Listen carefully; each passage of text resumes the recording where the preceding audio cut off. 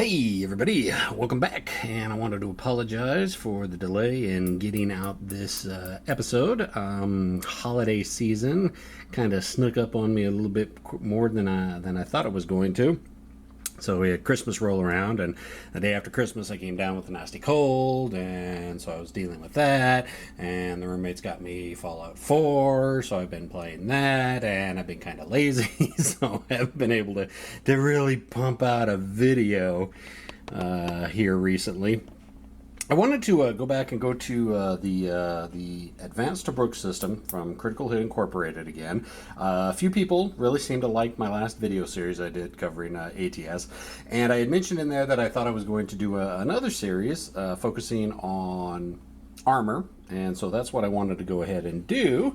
And we're going back to the game Panther Line, which covers actions up in Army Group North in 1944. And the scenario I decided to go with is called Pebbles in the Stream.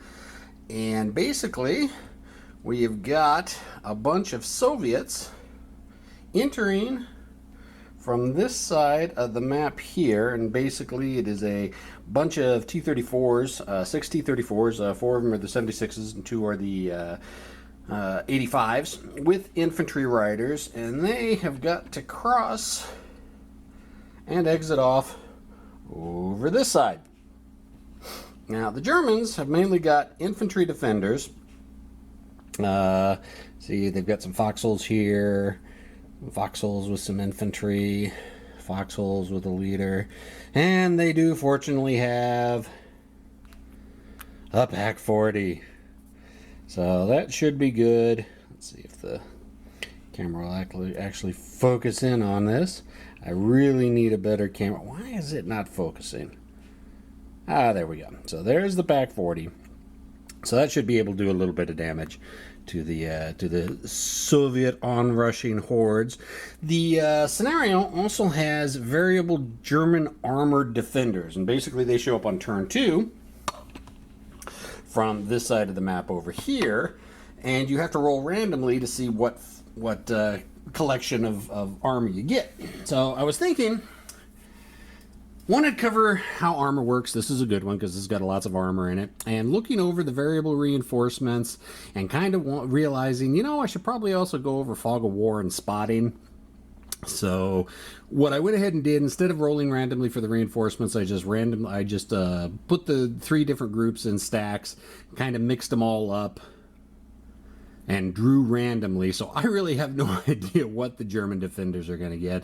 It could be 2 Stug Gs with a dummy counter, could be 2 PZ4Js with a dummy counter, or it could be a single Panther with 2 dummy counters. I really don't know what the Germans are getting. So I'm going to be a little bit surprised. And I decided, you know what? I am going to go ahead and bring the Soviets on their fog of war side as well. This lovely little backside counter here.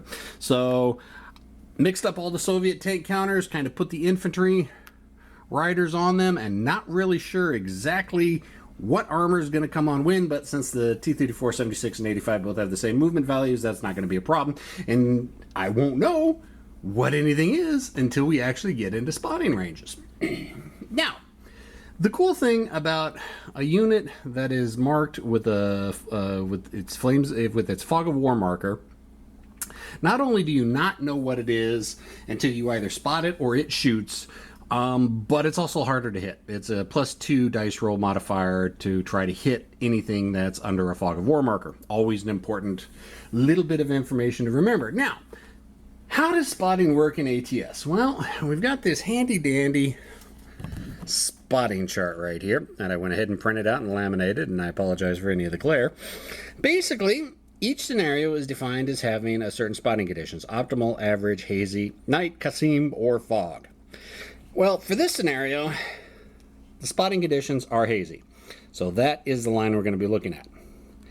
Then, what the status of the target you're looking at is either normal, suppressed, or under fog of war.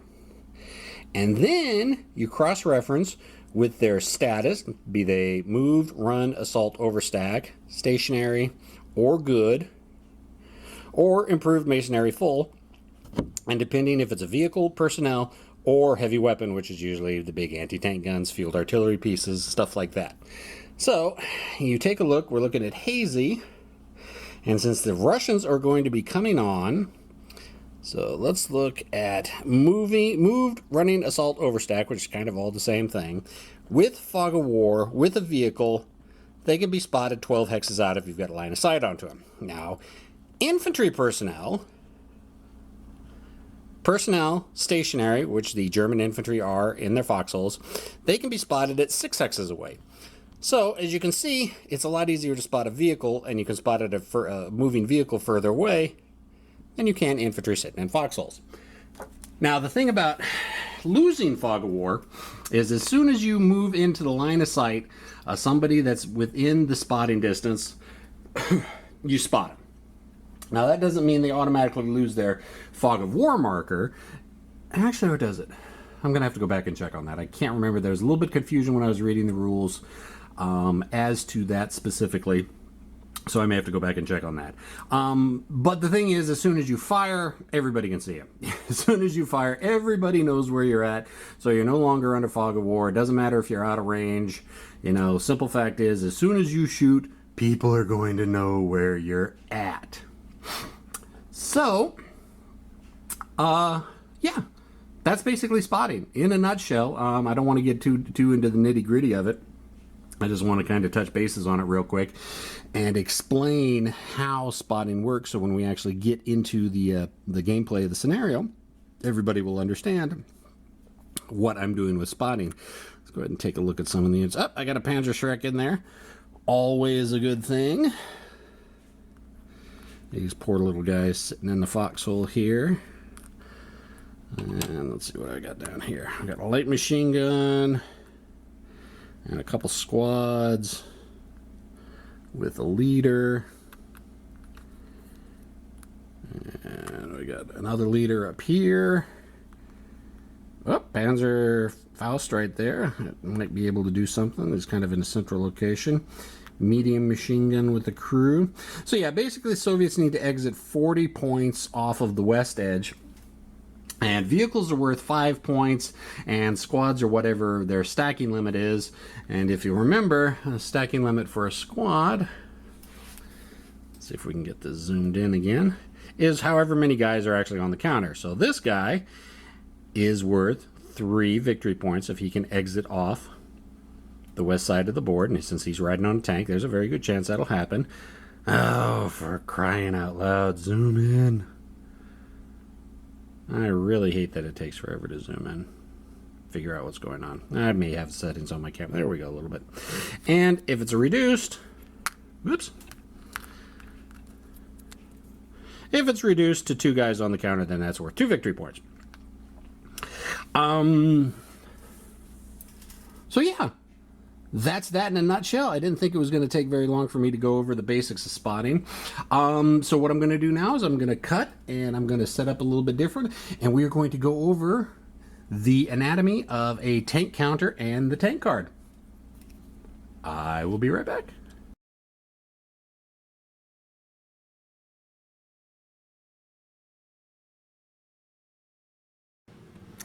And here we are back taking a look at the armor counters and the armor cards for the Advanced Tobruk System. Each armor unit has a counter. We have our lovely Tiger tank, and it has an associated armor card which has the majority of the information on it. Now, I will go ahead and preface this and say that I am running with an older counter set. Around version 4.0, they started changing how they did the armor counters, and a lot of the information that's on this card, they actually went ahead and started printing on the counters, like ammunition rarity and availability, and target size, and turret rotation, and a whole bunch of other stuff. So I will say that the counters that I have for both the Tiger and the SU-152 are older counters, so if it doesn't jive with what the newer counters that you're seeing, that's okay. The information on the cards are all still pretty much the same. It's just the new counters have more stuff on them.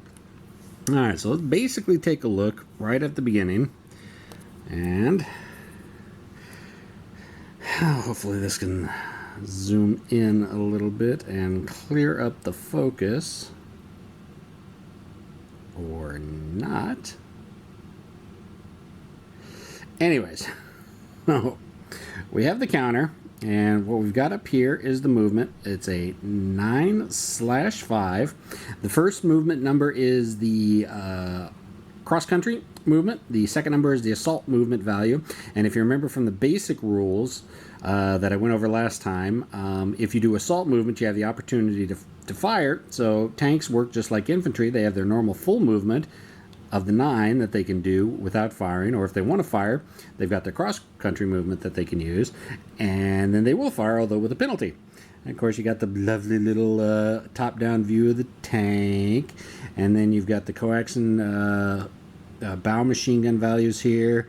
The 88 is the value of the weapon. The B is its to hit column that it uses.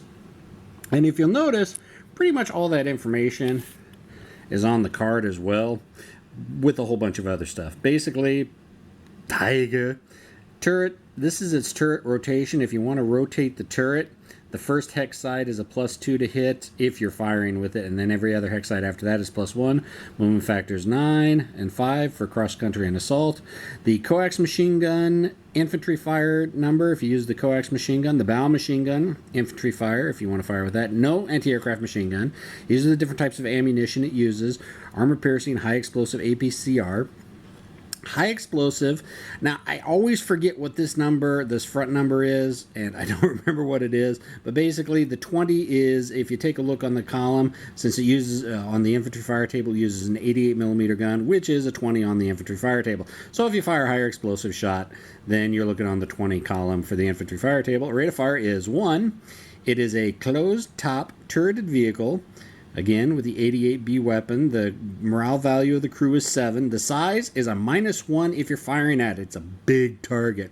It is a tracked vehicle. And now we have all the fun stuff. We have the armor factors for the turret, upper hull, lower hull, and from the front, side, and rear. And that really comes in important when you're shooting at the target to figure out where you hit and how much armor it has in that location. It also has gun type, 88Bs, and the 2 different types of ammo, armor piercing and APCR. And what the armor penetration value is with those rounds at the different ranges. So that is a turreted Tiger vehicle. And let's go ahead and take a look at the 152 real quick. And again, the counter has the cross-country and assault movement, 10-5. It's a 152 millimeter weapon. It uses a C class for its to hit. And it has no bow coax or anti-aircraft machine gun. So let's take a look at the actual card. Vehicle covered arc. If you want to turn the vehicle to shoot at something outside of your front covered arc, it's +3 for the first hex side to hit, and then +1 for every hex side after that. 10 movement factors assault or cross country, and 5 with assault. No coax machine gun, no bow machine gun, no anti-aircraft machine gun. It fires only AP and high explosive, and since it's a 152 millimeter weapon, it rolls on the 40 column for the infantry fire table.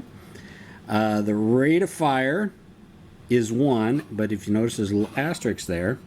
If you get a burst on target, which normally increases your rate of fire, unfortunately with this weapon, since it's such a slow loading weapon, if you get a burst on target, that does not increase this vehicle's rate of fire. It is a closed turret, or closed top, non-turreted, with a 152 millimeter weapon that uses the C column for its to hit. Morale level is 7. Size, again, it's a very large vehicle, so if you're shooting at it, it's a -1 to hit because it's such a big vehicle. It is tracked, and it does not have a turret, so all it has is upper hull and lower hull armor factors for front, side, and rear. And since it only uses armor piercing, no APCDR or any type of special ammunition, this is the penetration values for the vehicle at the different ranges. So a lot of what they did with the new counter artwork is to put the availability of the ammunition and the special ammunition on the counter itself. They also put, what else did they put on there? The target size modifier there's a few other things they put on there. Essentially, the cards are still there. They work the same. I actually honestly like using the cards. I don't like the counters getting very busy. Those of us who play Advanced Squad Leader know that the vehicle counters in ASL are very, very busy, and unless you're really good at remembering what everything on there, well, this is a closed circle, but this one over here is a squared box around this. Now, what does that mean? So, I'm not sure how I'm going to like the new counters. I haven't had a chance to pick up any of the new games that have the new armor counters on them. I'm sure I'll be able to handle it just fine because I've just gotten in the habit of using the armor cards to begin with. So I don't think having all the extra stuff printed on the counter is going to be that much of a change or a difference for me. So yeah, those are the armor counters, and those are the armor cards that go along with them. That has all the information you need to figure out how things work. And really, just a quick rundown. Whenever you're firing anything, say this, the Tiger with its 88B wants to fire armor-piercing composite rigid ammunition. Say the target is between 6 and 10 hexes. It's got an armor penetration value of 20. Now, when you roll against the target and figure out where you hit, say it's firing at this 152, happens to hit the lower hull side with an armor value of 16. Or 6, not 16. You take the armor penetration value, compare it to the armor, and that's basically what you need to roll to get a penetration and a possible kill and all that other good stuff. So if you see the APCR for the Tiger up to range 10 is a value 20 versus the side lower hull armor, which is a 6, which means there's a difference of 14. Well, ATS only uses a D10. So that's going to be an auto penetration, and bad things are going to happen to the 152. Now, the 152, say if it was conversely firing back up to a range of 10 hexes, it has an armor penetration value of 14. And let's say it was firing at the front and managed to hit the turret. Well, armor penetration of 14 versus the turret armor of 15, the shell will bounce. There's no chance for it to get through. Although there is a chance to suppress the crew, as you know, a very large 152 millimeter shell bounces off the armor. It kind of rings your bell a little bit if you're sitting in the vehicle. And there's a whole bunch more that goes into armored warfare and how to hit and where to hit and chances. And we will be getting into that in a future episode. But there we go. Down and dirty of it. Thanks, everybody. Hopefully I'll be able to get another video out soon. Keep watching, keep listening, keep writing, subscribe. You know you want to. Thanks. Bye.